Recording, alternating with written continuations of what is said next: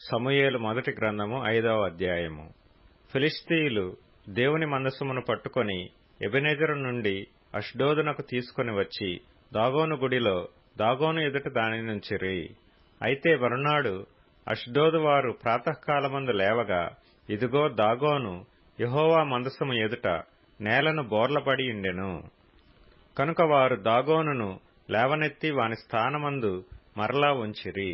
ఆ మరునాడు వారు ఉదయముననే లేవగా, దాగోను యెహోవా మందసము ఎదుట నేలను బోర్లపడి ఉండెను.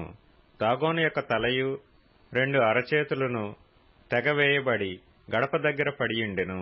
వాని మొండెము మాత్రము వానికి మిగిలియుండెను. కాబట్టి దాగోను యాజకులేమి, దాగోను గుడికి వచ్చువారేమి నేటి వరకు ఎవరునూ అష్డోదులో దాగోను యొక్క గుడి గడపను త్రొక్కుటలేదు. యెహోవా హస్తము అష్డోదు వారి మీద భారముగా ఉండెను.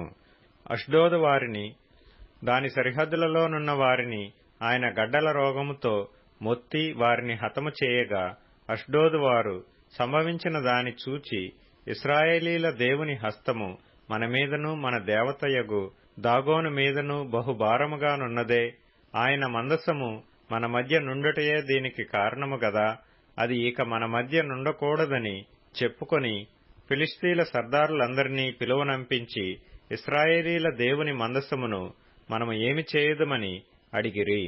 అందుకు వారు, ఇశ్రాయేలీల దేవుని మందసమును ఇక్కడ నుండి గాతు పట్టణమునకు పంపుడని చెప్పగా, జనులు ఇశ్రాయేలీల దేవుని మందసమును అక్కడ నుండి గాతునకు మోసుకొని పోయిరి.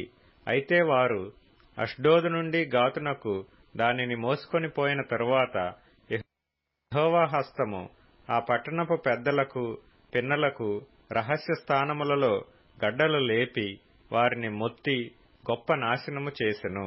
వారు దేవుని మందసమును ఎక్రోనునకు పంపివేయగా, దేవుని మందసము ఎక్రోనులోనికి వచ్చినప్పుడు ఎక్రోనీయులు కేకలు వేసి, మనలను మన జనులను చంపివేయవలెనని వీరు ఇశ్రాయేలీల దేవుని మందసమును మన యొద్దకు తీసుకుని వచ్చిరనిరి.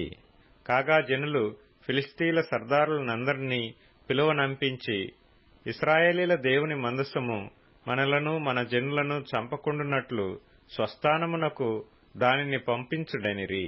దేవుని హస్తము అక్కడ బహుభారముగా ఉండెను గనుక మరణభయము ఆ పట్టణస్థులందరినీ పట్టియుండెను.